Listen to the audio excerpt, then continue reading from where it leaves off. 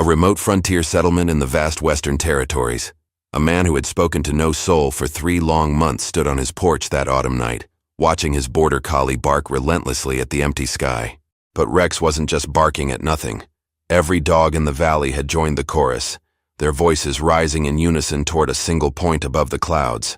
What none of them knew was that in exactly 17 minutes, every person within 20 miles would step outside their homes to witness something that would force Caleb Thornfield to reveal the secret he had been hiding since spring. You'll discover how one night changed a man who had given up on humanity, and why the truth about Samuel Kowalski's death would finally come to light under the strangest circumstances imaginable. Because some mysteries are too big for one person to bear alone, and some secrets demand to be told when the impossible becomes undeniable. A remote frontier settlement in the vast Western territories. A man who had spoken to no soul for 3 long months stood on his porch that autumn night, watching his border collie bark relentlessly at the empty sky. But Rex wasn't just barking at nothing. Every dog in the valley had joined the chorus, their voices rising in unison toward a single point above the clouds. What none of them knew was that in exactly 17 minutes, every person within 20 miles would step outside their homes to witness something that would force Caleb Thornfield to reveal the secret he had been hiding since spring. You'll discover how one night changed a man who had given up on humanity, and why the truth about Samuel Kowalski's death would finally come to light under the strangest circumstances imaginable. Caleb Thornfield had built his life around the principle of distance, but tonight, the distance was closing fast. 3 months since his last conversation with another human being, 6 months since he had ridden into Millfield for supplies, and exactly 17 weeks since Samuel Kowalski died because of a choice Caleb had made during the flood. His weathered hands gripped the porch railing as Rex continued his frantic barking, the border collie's intelligent eyes fixed on something far above that Caleb couldn't see. Around the valley, other dogs had begun responding to Rex's alarm, their collective voices creating a symphony of warning that echoed across the landscape. The dog's behavior troubled him deeply. Border collies were known for their sharp instincts and unwavering focus, traits that had made Rex an invaluable companion during the long years of isolation. But tonight, the same intelligence that usually comforted Caleb seemed to be telling him that something was coming, something that would force him to face the community he had abandoned. Rex had never acted this way before. Not even during the flood when Caleb had been forced to choose between saving Tom Henderson's valuable livestock and attempting to reach Samuel's runaway wagon. The decision had seemed clear in that desperate moment, but living with the consequences had driven him into exile from the people who had once called him friend. The autumn air carried a strange stillness, as if the very wind had paused to listen to the growing chorus of dogs throughout the valley. Rex turned to look at his master, those keen border collie eyes reflecting a mixture of confusion and determination. The dog had always been able to sense things before they happened, a trait common to his herding breed, but this felt different, more urgent than his usual alertness. Caleb stepped down from the porch, his boots crunching softly on the dried grass. The barking grew louder, more insistent, coming now from every direction, as dogs throughout the valley responded to some stimulus that only they could detect. Whatever was happening, it was big enough to disturb every canine in the territory simultaneously. As he moved closer to Rex, the border collie suddenly stopped barking and pointed his nose directly upward. His tail remained rigid, his body perfectly still except for the slight tremor of excitement that ran through his frame. That's when Caleb saw the first flicker of light above the clouds and realized his 17 minutes of remaining solitude had just begun counting down. 14 minutes remaining. The light pulsed once, then twice, cutting through the cloud cover with an intensity that made Caleb shield his eyes. Throughout the valley, the barking intensified, as if every dog was responding to the same invisible signal. Rex immediately crouched low, his border collie instincts kicking in as he began to circle in the precise pattern his breed was famous for. But now he wasn't alone. From every direction came the sound of dogs exhibiting the same urgent behavior. Across the valley, lanterns began flickering to life in windows that had been dark moments before. Caleb could make out the silhouettes of his neighbors emerging from their homes, all of them looking upward at the same phenomenon. The Hendersons, who lived closest to his property line. Old Martha Quinlan, whose cabin sat near the creek. Even the Kowalski family, whose children should have been asleep hours ago. He hadn't spoken to any of them since the day Samuel Kowalski died during the spring flood.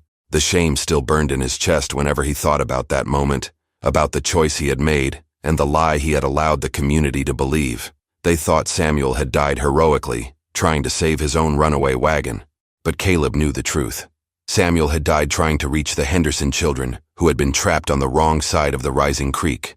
Caleb had seen the old man's desperate attempt to cross the flooded water and had chosen to secure Tom's livestock instead of calling out a warning that might have saved Samuel's life. 10 minutes remaining before whatever was coming would arrive. Rex completed another circle, his black and white coat almost glowing in the strange light from above.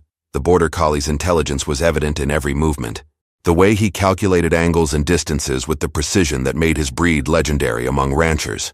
But tonight, that same intelligence seemed to be telling him that whatever was above them wasn't natural. The light grew brighter, taking on a circular shape that reminded Caleb of a massive lantern suspended in the sky. It wasn't moving erratically like a bird would, wasn't falling like a meteor should.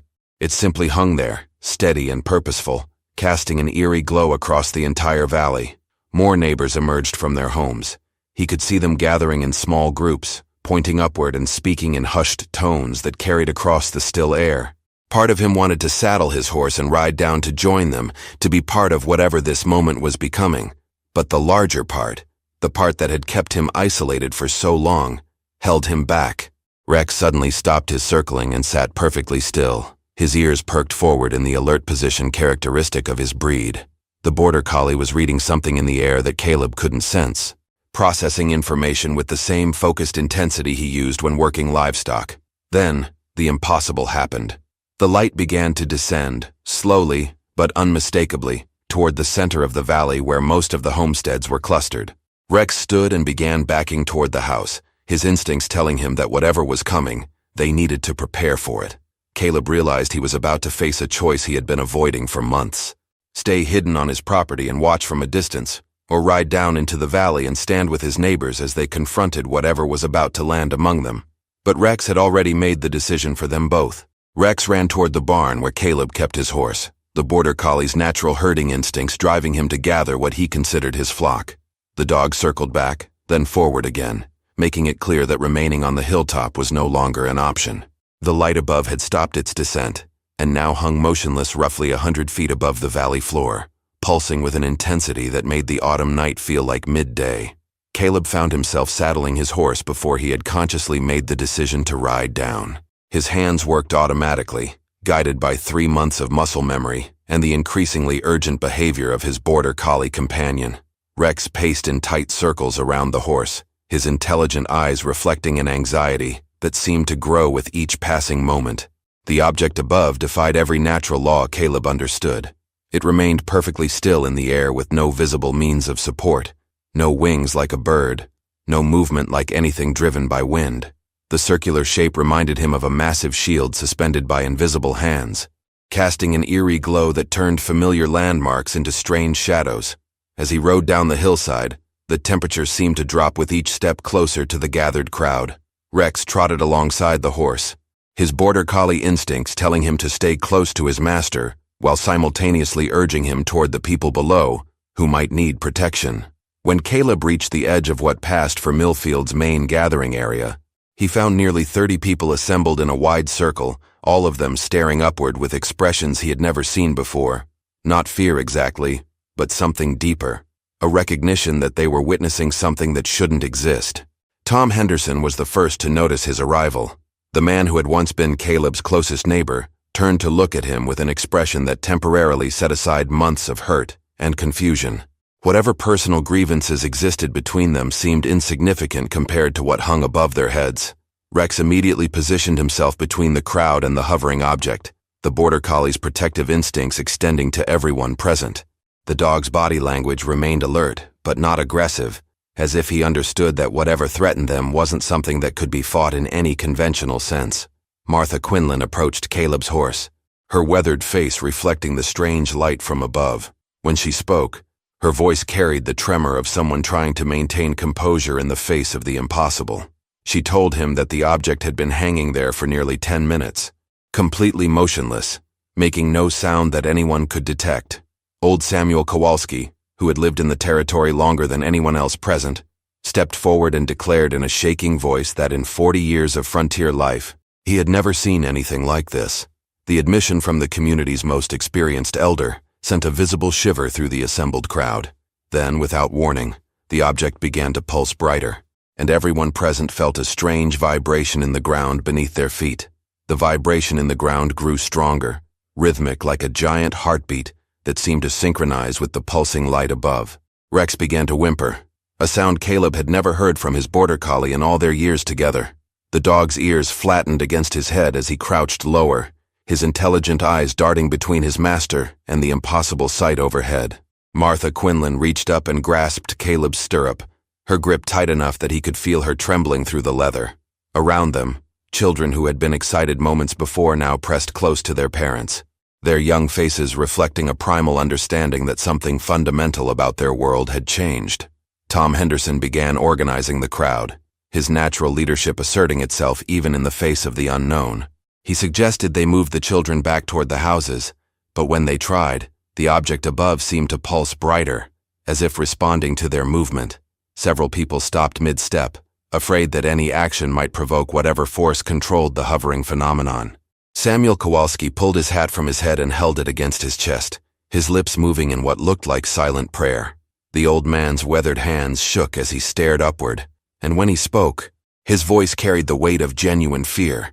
He whispered that in all his years on the frontier, through Indian raids and harsh winters, and every natural disaster the territory could produce, nothing had prepared him for this. Rex suddenly stood and began backing away from the object, his border collie instincts screaming warnings that his limited canine understanding couldn't interpret. The dog's usual confident demeanor had disappeared, replaced by the kind of confusion that came from encountering something completely outside his experience. The object began to rotate slowly, maintaining its position in the air while turning with mechanical precision.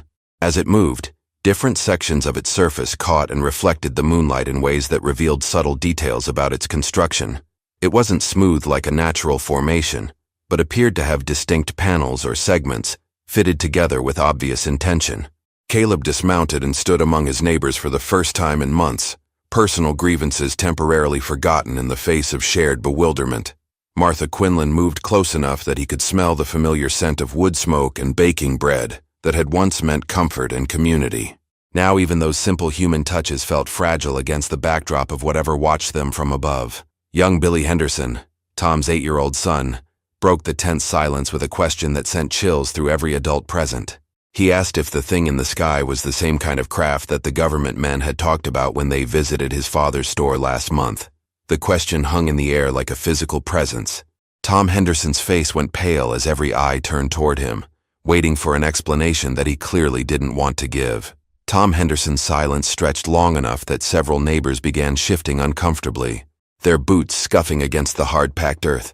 The rotating object above cast moving shadows that danced across their faces, making everyone look like strangers in the strange light.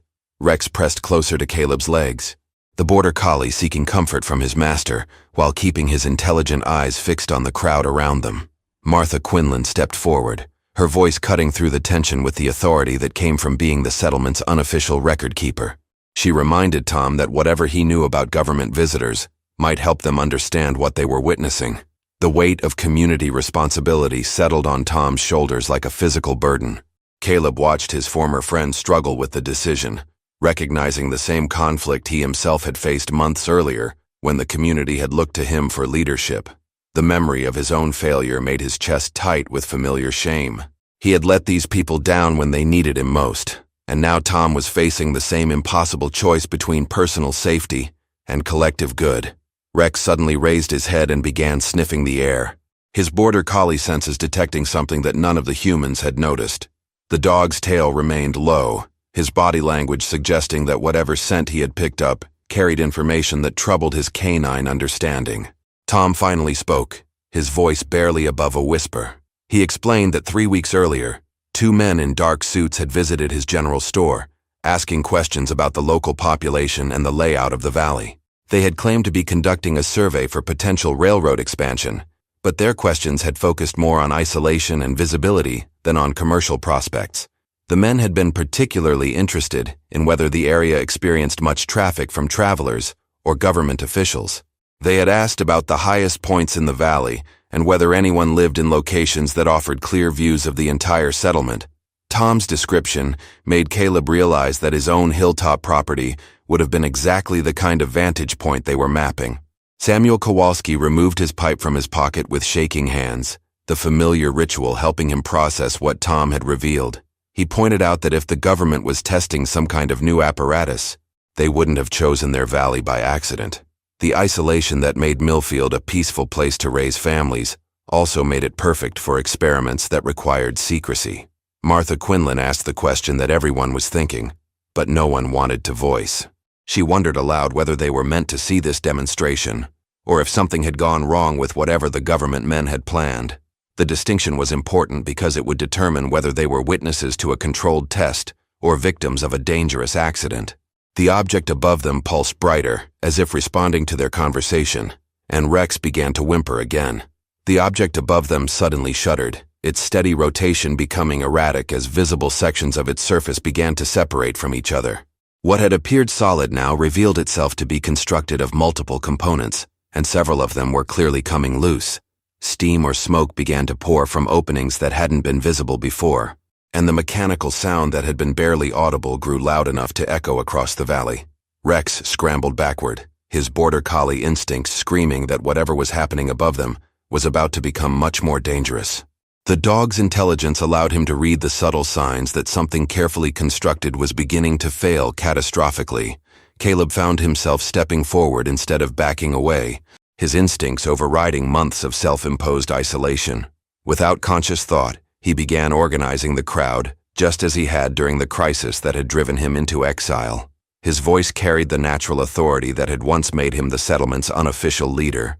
Even as his heart pounded with the fear of making another critical mistake, he directed families with children to move back toward the houses while instructing the men to spread out in case debris began falling.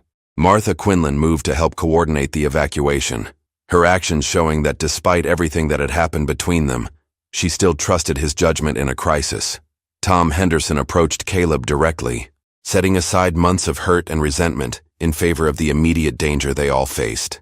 He revealed that the government men had left specific instructions about what to do if anything unusual appeared in the sky above the valley. They were supposed to gather everyone in the open area and wait for further instructions, but clearly those instructions hadn't accounted for whatever was going wrong with their apparatus. The object lurched violently to one side, its damaged components trailing sparks and smoke as it fought to maintain its position in the air. The sound of straining metal and escaping steam grew louder, suggesting that whatever mechanisms kept it aloft were reaching the limits of their capability.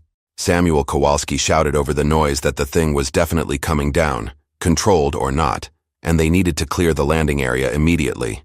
His years of frontier experience had taught him to recognize when retreat was the only sensible option. Rex ran to Caleb's side and began the circling behavior characteristic of his border collie breeding, trying to herd his master away from the danger zone. The dog's actions reminded Caleb of his responsibility not just to lead, but to survive. These people needed him to make the right choice this time, not the heroic gesture that had cost someone their life months earlier. As families hurried toward safety, Caleb realized he was facing the same fundamental decision that had haunted him since the day he chose isolation over community. Stay and risk everything to help others, or protect himself and live with the consequences of that choice forever. But this time, Rex was there to help him choose correctly. The object crashed to earth with a thunderous impact that shook the ground beneath their feet and sent Rex scrambling behind Caleb's legs. What landed in their valley was revealed to be an enormous balloon-like apparatus constructed of treated canvas and lightweight metal framework, its surface covered with reflective coating that had created the illusion of solid metal from a distance.